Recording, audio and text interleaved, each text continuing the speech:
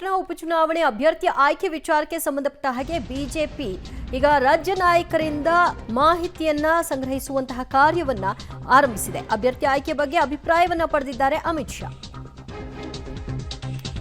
ಚನ್ನಪಟ್ಟಣ ಉಪಚುನಾವಣೆಗೆ ಬಿಜೆಪಿಯಿಂದ ಅಭ್ಯರ್ಥಿಯ ಆಯ್ಕೆ ವಿಚಾರಕ್ಕೆ ಸಂಬಂಧಪಟ್ಟ ಹಾಗೆ ಇದೀಗ ಅಮಿತ್ ಶಾ ರಾಜ್ಯ ನಾಯಕರಿಂದ ಉಪಚುನಾವಣೆ ಸಂಬಂಧಿತ ಮಾಹಿತಿಯ ಸಂಗ್ರಹ ಕಾರ್ಯವನ್ನ ಮಾಡಿದ್ದಾರೆ.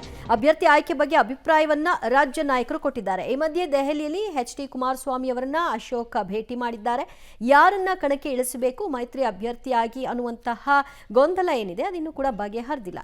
ಈ ಸಂಬಂಧವಾಗಿ ಅಮಿತ್ ಶಾ ಅವರು ರಾಜ್ಯ ನಾಯಕರಿಂದ ಅಭಿಪ್ರಾಯಗಳನ್ನ ಕಲೆ ಹಾಕುವಂತಹ ಕೆಲಸಗಳನ್ನ ಮಾಡಿದ್ದಾರೆ.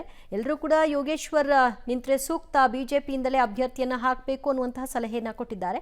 ಈ ಕಡೆ ಎಚ್.ಡಿ. ಕುಮಾರಸ್ವಾಮಿ ಅವರ ಅಭಿಪ್ರಾಯ ಏನು ಅನ್ನೋದನ್ನು ಕೂಡ ಪಕ್ಷ ತಿಳ್ಕೊಂಡು ಆ ನಂತರದಲ್ಲಿ ಅಭ್ಯರ್ಥಿಯನ್ನ ಘೋಷಣೆ ಮಾಡ್ತಾರೆ. ಆದರೆ ಇನ್ನೂ ಕೂಡ ಈ ಒಂದು ಗೊಂದಲ ಬಗೆಹರಿದಿಲ್ಲ.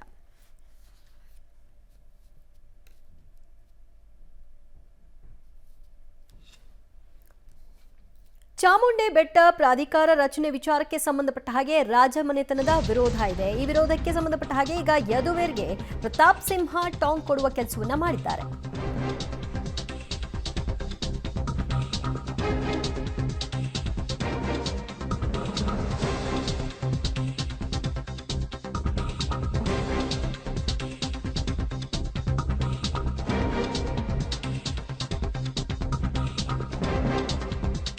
ಚಾಮುಂಡಿ ಬೆಟ್ಟ ಪ್ರಾಧಿಕಾರಕ್ಕೆ ರಾಜಮನೆತನದ ವಿರೋಧ ಇರೋ ವಿಚಾರಕ್ಕೆ ಸಂಬಂಧಪಟ್ಟ ಹಾಗೆ ಹೆಸರನ್ನ ಹೇಳದೆ ಸಂಸದ ಯದುವೀರ್ಗೆ ಪ್ರತಾಪ್ ಸಿಂಹ ಟಾಂಗ್ ಕೊಡೋ ಕೆಲಸವನ್ನ ಮಾಡಿದ್ದಾರೆ. ನ್ಯೂನ್ಯತೆಗಳನ್ನ ಸರಿದೂಗಿಸಲು ಪ್ರಾಧಿಕಾರದ ಅವಶ್ಯಕತೆ ಇದೆ. ಬೆಟ್ಟಕ್ಕೆ ಪೊಲೀಸ್ ಠಾಣೆ ಹಾಗೂ ಆಸ್ಪತ್ರೆ ಬೇಕು. ಪ್ರಾಧಿಕಾರ ರಚನೆ ಇದು ಒಳ್ಳೆಯ ಕೆಲಸ ಆಗತ್ತೆ, ಇದಕ್ಕೆ ಅಡ್ಡಿಪಡಿಸಬಾರದು ಅಂತ ಮೈಸೂರಿನಲ್ಲಿ ಮಾಜಿ ಸಂಸದ ಪ್ರತಾಪ್ ಸಿಂಹ ಯದುವೀರ್ಗೆ ಟಾಂಗ್ ಕೊಟ್ಟಿದ್ದಾರೆ. ಸಿದ್ದರಾಮಯ್ಯ ಸಾಹೇಬ್ರನ್ನ ನಾನು ಕೆಲವೊಂದು ಸೈದ್ಧಾಂತಿಕ ವಿಚಾರಗಳು ಬಂದಾಗ ಅವರ ಕೆಲವು ನಿಲುವುಗಳನ್ನು ವಿರೋಧಿಸ್ತೀನಿ. ಆದರೆ ಚಾಮುಂಡಿ ಬೆಟ್ಟ ಏನಿದೆ ಅದರಲ್ಲಿ